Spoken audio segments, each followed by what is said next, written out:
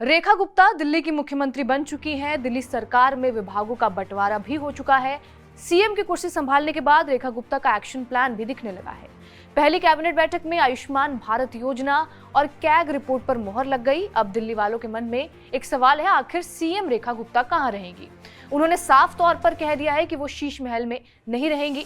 उन्होंने कहा था कि वो शीश महल को म्यूजियम बनाएंगी। इस बीच दिल्ली की मुख्यमंत्री रेखा गुप्ता कहां रहेंगी, इस पर मंथन और काम शुरू हो चुका है।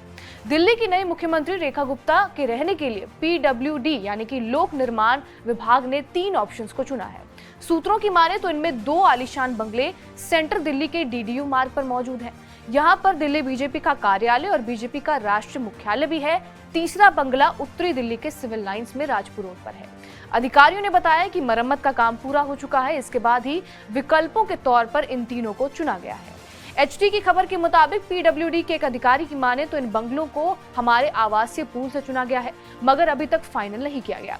ये ऑप्शंस नए सीएम को दिखाए जाएंगे। हो सकता है कि वो खुद इन बंगलों को देखने आए और पसंद आने पर किसी एक को फाइनल कर ले। इसके बाद सामान्य प्रशासन विभाग की मंजूरी के बाद उन्हें बंगला आवंटित किया जाएगा।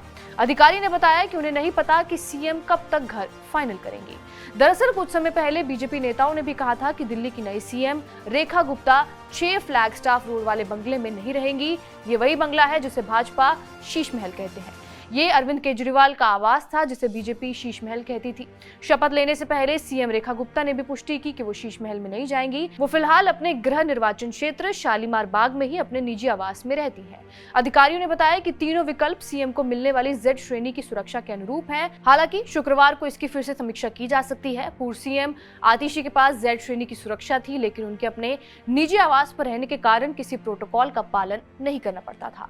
अधिकारियों की माने तो सीएम आवास आमतौर पर जरूरी सुरक्षा प्रावधानों से लैस होता है, लेकिन हमें पिछले 10 सालों में जेड श्रेणी की सुरक्षा व्यवस्था सुनिश्चित करने की जरूरत नहीं पड़ी है। अब देखना अहम होगा कि रेखा गुप्ता कौन सा बंगला चुनती हैं सीएम आवास के लिए। बहरहाल इस खबर के ऊपर आपकी क्या प्रतिक्रिया है, हमें कमेंट करके जरूर बताएं। बाकी देश और दुनिया की तमाम बड़ी खबरों से अपडेटेड रहने के लिए सब्सक्राइब कीजिए TV9 डिजिटल।